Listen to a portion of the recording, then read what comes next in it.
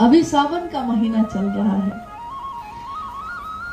अभी बिहार से जब आ रहे थे तो रास्ते में पता चला कि एक दिन पहले इतना सड़क जाम था कांवरियों से, कांवर की यात्रा। तो देखिए कांवर की यात्रा क्या है ये। हमारे लिए तो हर मौसम सावन ही है, हर मौसम बसंत ही है। शिव के शिष्यों के लिए क्या दिन, क्या रात, क्या मौसम, क्या नक्षत्र, क्या राशि। लेकिन फिर भी लौकिक जगत जुड़ा है इन बातों से। तो देखिए उसमें एक सीखने की बात है, बहुत ज्यादा, बहुत ही अच्छी बात है सीखने की। सीखना चाहिए तो हर चीज में हम सीख सकते हैं, और नहीं सीखना चाहिएगा तो कितनी भी अच्छी चीज हो रही हो, नहीं चाह रहे हैं आप, ज्ञान आपको जबरदस्ती नहीं दी जा सकती। आपका मन जब तक उन्मुख नहीं होगा। कांवर की यात्रा यानी किसी ने जल का संकल्प लिया है, जल लिया है हाथ में, संकल्प लिया है, महादेव पे चढ़ाना है, शिवलिंग पे चढ़ाना है। कोई देवघर की यात्रा कर रहा है, मुजफ्फरपुर से आने के क्रम में पता चला कि कल रात में जो लोग गुजरे हैं सब जा रहे हैं गरीब स्थान, यानी महादेव का वो बहुत प्राचीन मंदिर है, वहां चढ़ाना, शिव पे चढ़ाना है। क्या है हाथ में? सबके हाथ में क्या है? जल है, जल ही तो है, नदी का जल था, आपने हाथ में ले लिया। तो क्या दूसरे का संकल्प आपका संकल्प है? नहीं, आपका अपना संकल्प है। ये जो आपके हाथ में है आपका संकल्प है। सब साथ में चल रहे हैं, मीलों का रास्ता पैदल तय कर रहे हैं। बारिश हो रही है, धूप है, कभी हवा बह रही है, कभी पसीना बह रहा है, नहीं, लेकिन कोई असर पड़ रहा है इस संकल्प पे? इस संकल्प पे किसी चीज का असर नहीं है। सब एक ही बोली बोलते हैं। क्या बोलते हैं? बोल बम। बोल बम। देखिए सब क्या बोल रहे हैं? बोल बम। हालांकि ये जल का मंत्र है, बीज मंत्र, वंग, जिसको अपभ्रंश होकर बम हो गया, लेकिन भाव तो आपके हैं जल के लिए, तो उससे भी वो चार्ज होता जा रहा है। रास्ते भर आपकी सोच, आपके विचार, आपके भाव उस जल पे प्रभाव डालते हैं। आपके मन में एक ही संकल्प है और चल रहे हैं भीड़ में। मंजिल भी एक ही न है सबकी, कि मंजिल अलग अलग है, अलग अलग जाके जल चढ़ा रहे हैं लोग, नहीं, मंजिल भी एक ही है, सब जा रहे हैं वही। किसी को किसी से कोई ईर्ष्या हो रही है, किसी को किसी से कोई नफरत हो रही है, किसी को शिकवा शिकायत हो रही है, क्योंकि सब अपनी धुन में है, सबको उस मंजिल तक जाना है। और मंजिल पे पहुंचने के बाद जब जल चढ़ाते हैं, संकल्प पूरा हुआ, आपने जो संकल्प लिया था यात्रा से पहले, संकल्प को पूरा किया, जल चढ़ाया, आपके भाव चढ़े उस जल में। जल तो उस नदी में और भी थे, लेकिन आपने रास्ते भर उसको अपने भाव से चार्ज किया है, आपने उसको चढ़ाया है। तो मनोकामनाएं पूरी होती हैं लोगों की, मनोकामनाएं पूरी होती हैं।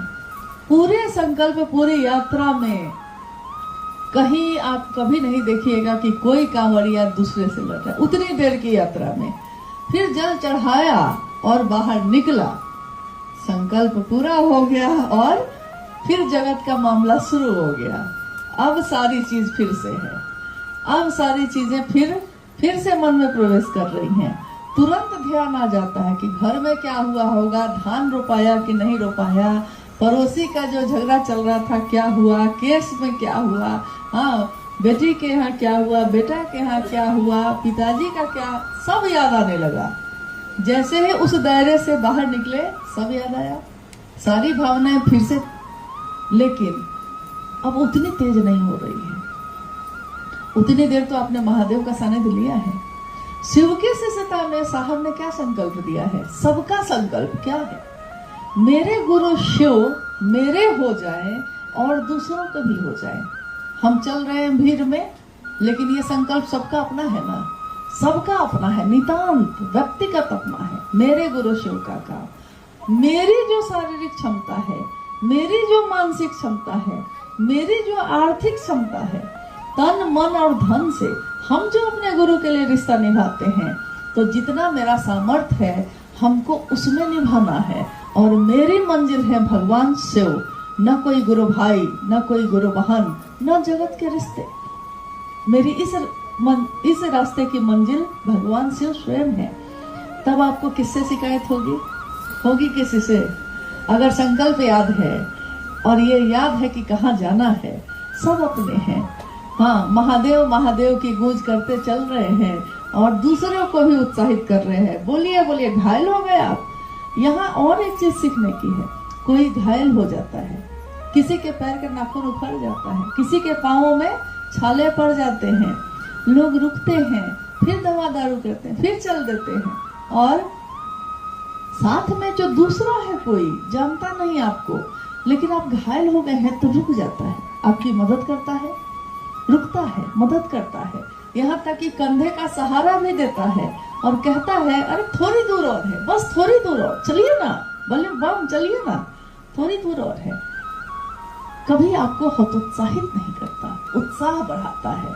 आप जा सकते हैं, आप चल सकते हैं, हम हैं आपके साथ, चलिए, और लोग चलने लगते हैं फिर से।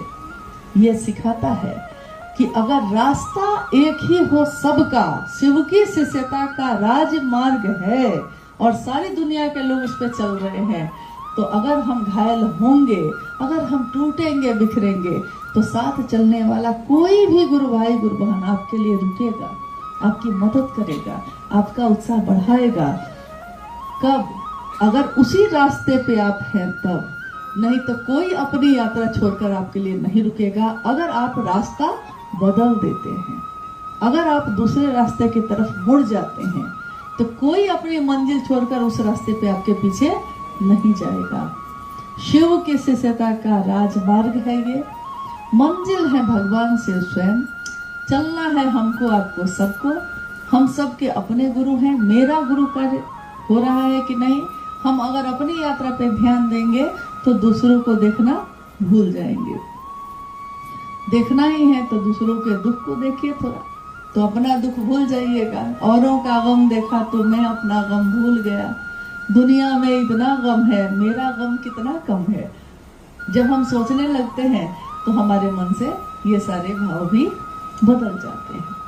तो इतना ही अनुरोध है कि इस कालखंड के शिव के शिष्य साहब भाईनानंद जी ने, ममतामयी माँ नीलमानंद जी ने जो संकल्प लिया, इतना पावन है ये संकल्प। कितनी सुंदर है ये दुनिया, कितना सुंदर है ये रास्ता, जहाँ सब शिवमय है, सब साथ चल रहे हैं। प्रेम की विधा है ये, इसमें साथ दीजिए और अपनी यात्रा भी पूरी करिए। महादेव की स्थापना हम सबका संकल्प है, न अपनी, न उनकी, न किसी की। साहब और दीदी ने यही चाहा। अभी आज है 22 जुलाई, 27 जुलाई को माँ नीलमानंद जी का जन्मदिन है। नाग पंचमी के दिन मनातूगढ़ में सन 1952 में 27 जुलाई को दीदी माँ का जन्म हुआ, और नाग पंचमी के उस पावन अवसर पे उस बच्ची के जन्म ने आध्यात्म के रास्ते पे साहब श्री के साथ अलग ही एक भविष्य गढ़ के रखा था, जो आने वाले समय में दिखा।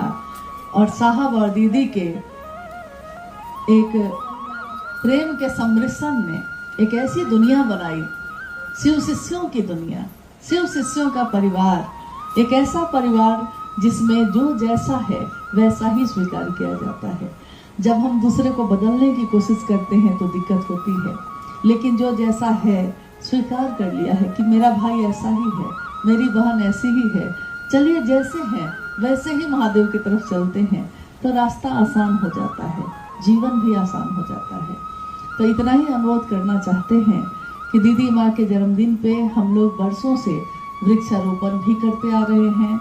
आज भी कितने गुरु भाई गुरु बहन जगह जगह कर रहे होंगे, यहाँ भी हो रहा है।